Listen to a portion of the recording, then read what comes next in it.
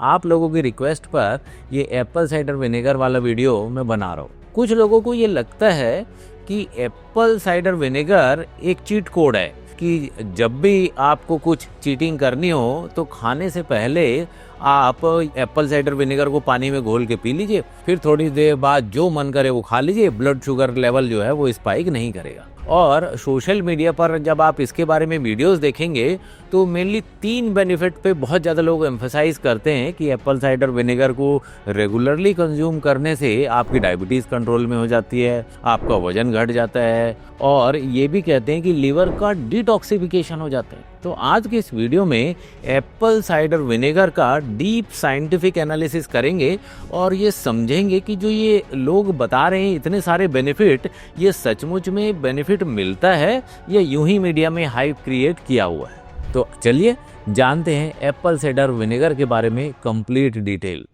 नमस्कार दोस्तों, मैं हूं लोकेंद्र तोमर। आप देख रहे हैं channel Diabexy, India's number 1 channel for diabetes education, जहां पर हम डायबिटीज़ मैनेजमेंट से रिलेटेड साइंटिफिक इन्फॉर्मेशन बड़े ही सिंपल लैंग्वेज में शेयर करते हैं। अगर आप सोशल मीडिया में जाके एप्पल साइडर विनेगर के बारे में देखेंगे तो बहुत लोगों ने वीडियो बनाई हुई है और ज़्यादातर लोग ये कहते हैं कि एप्पल साइडर विनेगर से डायबिटीज़ कंट्रोल हो जाती है, वजन घट जाता है और लीवर जो है डिटॉक्सिफाई हो जाता है, एकदम लीवर चमक जाता है। तो क्या ये दावे सही हैं या इनमें कितनी सच्चाई है, ये जानने के लिए आज हम इस एप्पल साइडर विनेगर का कंप्लीट साइंटिफिक एनालिसिस करेंगे। तो सबसे पहले तो हम ये समझेंगे कि एप्पल साइडर विनेगर होता क्या है और ये कैसे बनाया जाता है। फिर दूसरे स्टेप में हम ये समझेंगे कि एप्पल साइडर विनेगर बॉडी में जाके ये कैसे काम करता है। फिर तीसरे स्टेप में हम समझेंगे कि इसके साइड इफ़ेक्ट क्या क्या होते हैं। फिर और चौथे स्टेप में हम ये समझेंगे कि क्या एप्पल साइडर विनेगर आपको लेना चाहिए या नहीं लेना चाहिए। तो चलिए एक एक करके चीज़ें समझना शुरू करते हैं। एप्पल साइडर विनेगर होता क्या है और कैसे बनता है। तो Apple cider vinegar 2 step fermentation process से बनता है। तो आपने एक वर्ड सुना होगा फर्मेंटेशन, जिसको बोलचाल की भाषा में हम कहते हैं कि खमीर उठाना। जैसे आपने देखा होगा ना कि ब्रेड बनाने के लिए आटा गूंथ लेते हैं, उसमें थोड़ा सा यीस्ट मिला देते हैं। यीस्ट एक टाइप का फंगस होता है जो फर्मेंटेशन करने में हेल्प करता है। तो फर्मेंटेशन की प्रोसेस क्या होती है, जैसे कि आपको वाइन बनाना है अंगूर से, तो वह फर्मेंटेशन की प्रोसेस से बनेगा। तो कैसे बनता है वाइन?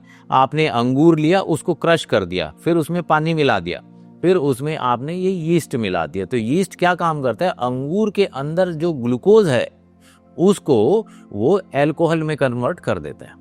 फिर आप उसको छान लेते हैं। अब जो आपको पानी मिला, जो फिल्टर करने के बाद जो पानी मिला, वो वाइन हो गया, अंगूर का वाइन।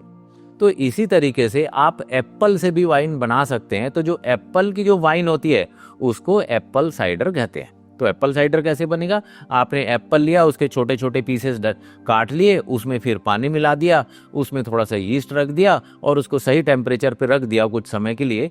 कुछ समय के बाद जो एप्पल का जो ग्लूकोज था वो सारा अल्कोहल में कन्वर्ट हो गया। तो ये हो गया एप्पल साइडर। तो ये एक स्टेप ऑफ फर्मेंटेशन हुआ। और जो दूसरा स्टेप ऑफ फर्मेंटेशन होता है वहां पे ये एप्पल साइडर हमने ले लिया, इसमें फिर एक दूसरे टाइप के हम बैक्टीरिया डालते हैं जो इस अल्कोहल को एसिटिक एसिड में कन्वर्ट कर देते हैं। एसिडोबैक्टर कहते हैं उनको। तो सेकंड स्टेप ऑफ फर्मेंटेशन में जो एप्पल साइडर है वो एप्पल साइडर विनेगर में कन्वर्ट हो गया। तो इसको एप्पल का सिरका भी कहते हैं लोग। अब कोई भी ऐसा सोर्स जिसमें कार्बोहाइड्रेट या ग्लूकोज होता है उससे आप वाइन बना सकते हैं और सेकंड स्टेप में उससे आप विनेगर बना सकते हैं। तो विनेगर बनाने के लिए आप रॉ मटेरियल शुगर केन भी ले सकते हैं, आप राइस भी ले सकते हैं, आप पाम भी ले सकते हैं, आप कोकोनट भी ले सकते हैं। तो कोई भी एक ऐसा सोर्स जिसके पास ग्लूकोज है उससे विनेगर बनाया जा सकता है। तो विनेगर क्या होता है? विनेगर 2 स्टेप फर्मेंटेशन प्रोसेस से बनता है। पहला स्टेप में तो हम उसको अल्कोहल में कन्वर्ट करते हैं और सेकंड स्टेप में जो अल्कोहल है वो एसिटिक एसिड में कन्वर्ट हो जाता है और जो विनेगर है उसमें 5% एसिटिक एसिड होता है। तो एप्पल साइडर विनेगर एप्पल का बनाया हुआ सिरका है जिसमें 5% एसिटिक एसिड होता है। ठीक है, तो यहाँ तक हमें समझ में आ गया कि एप्पल साइडर विनेगर क्या होता है। अब हम देखते हैं कि ये बॉडी में जाके काम क्या करता है। उसको समझने के लिए हमें सबसे पहले ये पीएच स्केल को समझना पड़ेगा, एसिडिटी के स्केल को। तो अगर आप ये स्केल देखेंगे, इसमें 7 मतलब न्यूट्रल है। तो 7 हम पानी को कहते हैं, पानी न्यूट्रल है, ना तो वो एसिडिक है ना वो बेसिक है, वो एकदम न्यूट्रल है। उसको आप खा भी सकते हैं, पी भी सकते हैं, नहा भी सकते हैं, आप कुछ भी कर सकते हैं उसको, पानी को। तो पानी को न्यूट्रल माना गया। अब जैसे आप 7 से नीचे की तरफ आएंगे, 6, 5, 4, तो जैसे नीचे की तरफ आप चलते जाएंगे वैसे वैसे एसिडिटी बढ़ती जाएगी और एसिड और ज़्यादा स्ट्रांग होता जाएगा।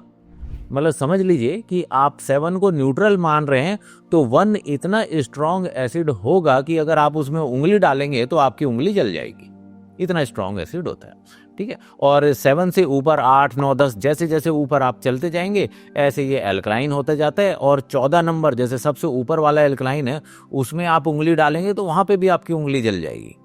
तो हमारी जो बॉडी है बहुत ही नैरो रेंज में हेल्दी रहती है, उसके नीचे जाएगी या ऊपर जाएगी नैरो रेंज के तो वहाँ पे बीमारियां पैदा होनी शुरू हो जाती है।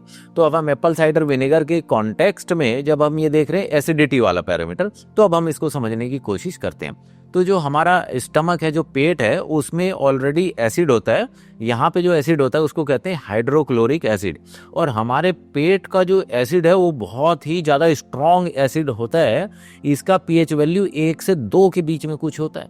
मतलब इतना स्ट्रॉन्ग एसिड हमारे पेट में होता है कि अगर आप उसमें उंगली डालोगे तो उंगली जल जाएगी। मतलब पेट ही हमारी बॉडी में एक ऐसा ऑर्गन है, ऐसी जगह है जहाँ पे आप 1 से 2 के बीच का एसिड रख सकते हैं। अदरवाइज ये वाला एसिड आपने बॉडी में कहीं और डाला तो बॉडी को जला देगा।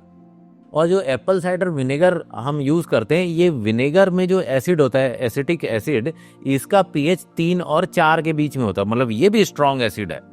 तो ये 2 स्ट्रॉन्ग एसिड आपस में मिल जाते हैं। तो जैसे आपने खाना खाने से पहले एप्पल साइडर विनेगर को पानी में घोल के पिया तो आपके पेट में गया, तो पेट में तो पहले हाइड्रोक्लोरिक एसिड था, ऊपर से आपने एसिटिक एसिड और जोड़ दिया तो इसमें एसिडिटी बढ़ गई।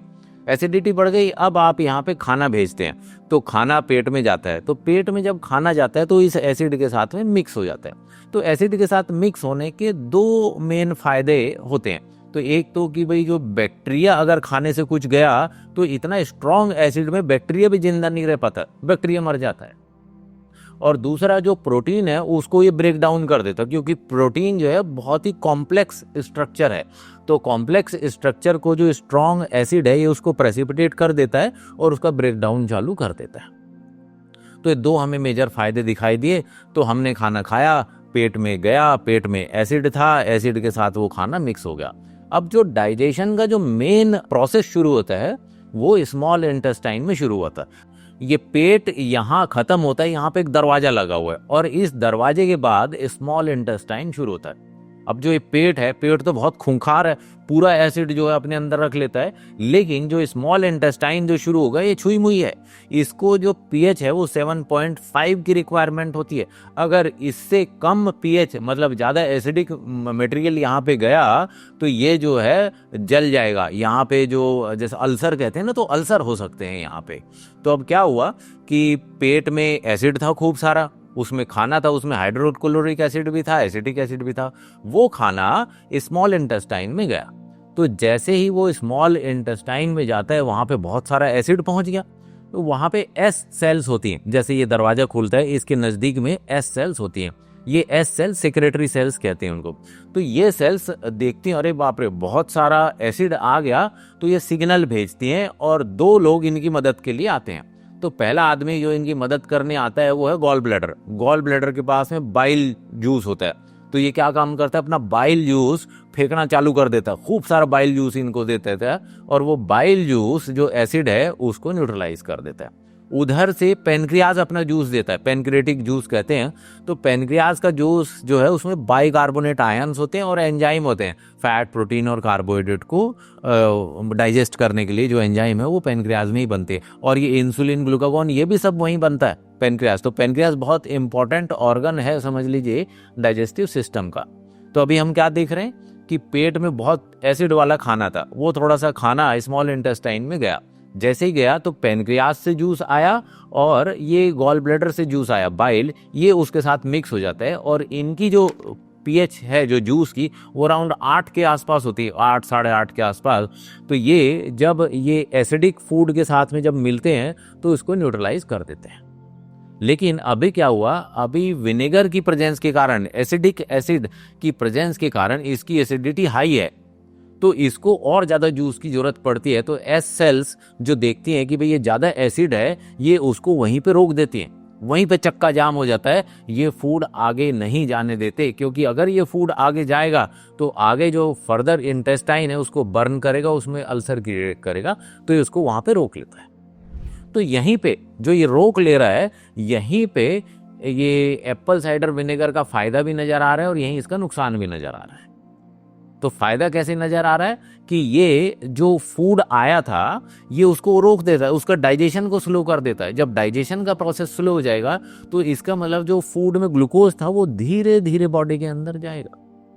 और धीरे धीरे क्यों जाएगा उसको हम समझते हैं। मान लीजिए आपने खाना खाया, 1 किलो खाना खाया और वो 1 किलो खाना आपके पेट में पहुंच गया, और 1 किलो उस खाने का जो ग्लूकोज लोड था मान लीजिए 50 था, तो ये 1 किलो खाना एक साथ इंटेस्टाइन में नहीं जाता, इसमें से 100 ग्राम खाना जाएगा जिसमें 5 ग्लूकोज लोड हुआ। तो 100 ग्राम खाना गया, उसने उसको न्यूट्रलाइज किया, वहां पे जो एसिड वैसिड था उसको न्यूट्रलाइज किया, आगे गया, फिर 100 ग्राम खाना गया, फिर एसिड ने उस एसिड को न्यूट्रलाइज किया वहां पे, तो धीरे धीरे 100 ग्राम ऐसे खाना जाता है। तो अभी क्या है, ज्यादा एसिड होने के कारण ये प्रोसेस पूरा स्लो हो जाता है। तो धीरे धीरे वो पेट जो है खाना रिलीज करता है, और धीरे धीरे खाना रिलीज करता है तो धीरे धीरे वो ग्लूकोज ब्लड में जाता है। तो आपको सडनली स्पाइक नहीं दिखाई देता, क्योंकि बहुत ज़्यादा क्वांटिटी में फूड आगे फ्लो नहीं कर रहा है। तो इसके कारण जो डायबिटीज़ में दिखता है कि ये ग्लूकोज स्पाइक नहीं कर रहा है, क्यों? क्योंकि वो डाइजेस्टिव सिस्टम को स्लो कर देता है। तो ये तो हमें फ़ायदा दिखाई दिया कि डाइजेस्टिव सिस्टम स्लो हो जाएगा और जो ग्लूकोज है धीरे धीरे ब्लड में जाएगा।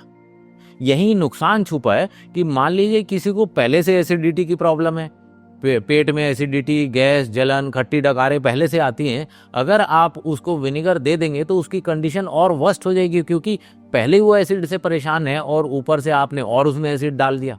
तो और एसिड डालेंगे तो उसकी एसिडिटी बढ़ जाएगी, उसके अल्सर और ज्यादा हो सकते हैं। इसलिए जिन लोगों को एसिडिटी की प्रॉब्लम है उनको विनेगर नहीं लेना चाहिए, और किसी भी टाइप का कोई भी विनेगर उनको नहीं लेना चाहिए। एक तो हमने ये नुकसान देखा कि भाई एसिडिटी ज़्यादा होती है इस विनेगर के कारण। दूसरा जो बहुत बड़ा नुकसान है कि अगर आप विनेगर को पिएंगे तो आपके दांत पीले हो जाएंगे थोड़े दिन में। और पीले क्यों हो जाते हैं दांत? कि जो विनेगर इसमें तो एसिड है, 3 और 4 के बीच में इसकी कोई पीएच वैल्यू होती है, और जब ये टीथ के कांटेक्ट में आता है तो टीथ पे एक वाइट कलर की इनेमल की लेयर चढ़ी होती है, ये इसको घोल देता है, एसिड है उस इनेमल को घोल देता है, और उसके बाद दांत पीले पीले होने लगते हैं। तो कुछ लोग कहते हैं कि भाई इसको अवॉइड करने के लिए आप जो एप्पल साइडर विनेगर है उसको पहले पानी में डाइल्यूट कर लीजिए और उसको आप स्ट्रॉ से पी लीजिए। तो स्ट्रॉ से पिएंगे तो एटलीस्ट वो सामने वाले दांतों में टच में नहीं आएगा, तो पीछे वाले दांत में तो टच में आएगा, तो पीछे के दांत पीले हो जाएंगे। और कुछ थोड़ा बहुत असर उस एसिड का जब वो मुंह में रहेगा तो चारों तरफ घूमेगा तो जरूर। तो अगर आप कंटिन्यूअसली इसको यूज करेंगे तो डेफिनेटली ये दांत पीले तो कर ही सकता है, इतनी तो कैपेसिटी है इसमें, क्योंकि इतना सारा एसिड है। तो इसलिए 2 मेजर प्रॉब्लम हमें इसमें दिखाई देती हैं कि भाई ये दांत पीले कर देता है और पेट में एसिडिटी बढ़ा देता है। तो इसलिए इसको हर किसी के लिए ये सुटेबल नहीं है। एक तो हमने फायदा देखा कि भाई ब्लड ग्लूकोज को स्पाइक नहीं होने देता, तो स्पाइक नहीं होने देता क्योंकि डाइजेस्टिव सिस्टम स्लो कर दिया इसने, लेकिन ग्लूकोज गायब नहीं हो गया। मान लीजिए 1 किलो खाने में 50 ग्लूकोज लोड था और वो 100 ग्राम छोड़ रहा है, तो वो 50 ग्लूकोज लोड 10 हिस्से में आएगा, 5-5 ग्लूकोज लोड करके, पर आएगा जरूर, कोई गायब नहीं हो जाएगा। तो एप्पल साइडर विनेगर ग्लूकोज के साथ कुछ नहीं कर रहा, ये सिर्फ डाइजेशन की प्रोसेस को स्लो कर रहा है। तो ये समझना कि एप्पल साइडर विनेगर कोई दवाई है या इसका इफेक्ट कोई मिरेकुलस है कि आप कुछ भी खाओ या आपका ब्लड ग्लूकोज लेवल बढ़ने नहीं देगा, तो ये उसका काम नहीं है। ये तो खाली डाइजेस्टिव सिस्टम को स्लो कर दे रहा, और डाइजेस्टिव सिस्टम स्लो इसलिए हो जा रहा है कि हमारी इंटेस्टाइन डर जाती हैं इतना सारा एसिड देख के, वो इतना सारा एसिड हैंडल नहीं कर पाती, तो एसिड हैंडल करने में उन्हें टाइम लग जाता है, इस कारण डाइजेशन का प्रोसेस जो है स्लो हो जाता है। अब इसका जो दूसरा बेनिफिट दिखाया जाता है कि भाई ये वेट लॉस में हेल्प करता है, तो जब डाइजेस्टिव सिस्टम स्लो हो जाएगा, डाइजेशन में लंबा टाइम लगेगा, तो आदमी को भूख कम लगेगी, और भूख कम लगेगी तो वो कम खाना खाएगा, तो कम खाना खाएगा तो उसको वजन घटाने में मदद मिलेगी। तो इसका कोई डायरेक्ट रोल आप ये समझें कि एप्पल साइडर विनेगर जाता है और फैट को पिघला देता है, चर्बी को बॉडी से बाहर निकाल देगा, ऐसा नहीं है। इसका जो मैकेनिज्म है वो डाइजेस्टिव सिस्टम को स्लो करने का है, क्योंकि ये एसिडिटी बढ़ा देता है, यही उसका बेनिफिट है। अब तीसरा आप इसका सुनेंगे कि भाई ये लीवर को डिटॉक्सिफाई कर देता है, लीवर को क्लीन करने में हेल्प करता है, तो इस एंगल पे भी हम देख लें तो लीवर को डायरेक्टली ये कोई इफेक्ट नहीं करता, क्योंकि लीवर तक थोड़ी जा रहा है, ये तो इंटेस्टाइन में है। तो इंटेस्टाइन में इसको ज़्यादा बाइल की ज़रूरत पड़ती है। तो बाइल कहाँ से आता है? गॉल ब्लैडर से। और गॉल ब्लैडर में बाइल कहाँ से आता है? वो लीवर से आता है। तो लीवर के जो टॉक्सिन्स हैं वो गॉल ब्लैडर में आते हैं, और गॉल ब्लैडर का जो जूस है वो उसको न्यूट्रलाइज करने में यूज़ होता है। तो जब ज़्यादा एसिड वाला खाना पेट में होता है तो गॉल ब्लैडर पूरा खाली हो जाता है। गॉल ब्लैडर जब खाली हो जाता है तो हम ये कह सकते हैं इनडायरेक्टली कि जो लीवर के जो टॉक्सिन थे वो स्मॉल इंटेस्टाइन में आ गए और गॉल ब्लैडर खाली हो गया, इसका हमें बेनिफिट मिलता है। लेकिन उसको ये कहना कि डायरेक्टली लीवर को डिटॉक्सिफाई तो लीवर तक तो ये पहुंचता ही नहीं है, ये तो स्मॉल इंटेस्टाइन में ही रहता है और वहीं पे इसका काम होता है। तो अब आप ये सोच रहे होंगे कि ये एप्पल साइडर विनेगर लेना चाहिए या नहीं लेना चाहिए। तो आपकी चॉइस है, अगर आप लेना चाहते हैं तो दो मेजर नुकसान इसके हैं। एक तो एसिडिटी बढ़ाता है, तो अगर आपको एसिडिटी की प्रॉब्लम है तो ये आपको नहीं लेना चाहिए। दूसरा, ये दांत पीले कर देता है, तो अगर दांत पीले कर देता है तो वो भी कोई फायदा तो हुआ नहीं, तो और बहुत बड़ा नुकसान हो गया। तो अब हम इसको अगर लेना चाहते हैं, मान लीजिए किसी को लगता है कि भाई मेरे को तो एसिडिटी की प्रॉब्लम नहीं है, मैं तो एप्पल साइडर विनेगर ले सकता हूँ, लेकिन दांत तो मैं भी पीले नहीं करवाना चाहता, तो कैसे करें?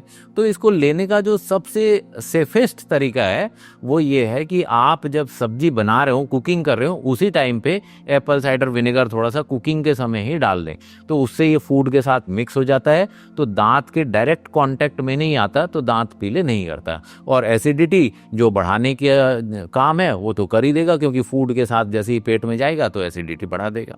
तो जिन लोगों के पेट में कम एसिड प्रोड्यूस होता है उनके लिए तो ये ठीक है, लेकिन जिनकी बॉडी में पहले से ज्यादा एसिड प्रोड्यूस होता है उन लोगों के लिए एप्पल साइडर विनेगर ठीक नहीं है। तो ऐसे ही अगर आप किसी और फूड प्रोडक्ट पे भी वीडियो बनवाना चाहते हैं, कुछ उसके बारे में जानना चाहते हैं, कोई और आपको ऐसा कंपोनेंट लगता है फूड का कि जो बड़ा इम्पोर्टेंट है समझने के लिए, आप कमेंट बॉक्स में लिख दीजिए, मैं उसके बारे में भी वीडियो बना दूंगा। अगर आपके मन में कोई भी सवाल है और आप उसका आंसर जानना चाहते हैं तो डायबेक्सी का ये कस्टमर केयर नंबर है, यहाँ पे ये व्हाट्सअप मैसेज आप डाल दीजिए कि आपका जो भी सवाल है आप उसके बारे में डिस्कस करना चाहते हैं, तो सवाल आप लिख के उस पर डाल दीजिए। जो हमारे डायबिटीज़ के कोच हैं वो आपसे कम्युनिकेट करेंगे और आपकी जो प्रॉब्लम्स हैं वो सॉल्व करेंगे। अगर आप अपनी डायबिटीज़ से रिलेटेड कोई डाइट बनवाना चाहते हैं तो भी आप इस नंबर पर आप मैसेज डाल दीजिए, हमारे जो डायबिटीज़ कोच हैं वो आपसे कम्युनिकेट करेंगे और आपकी हेल्प करेंगे। Thank you.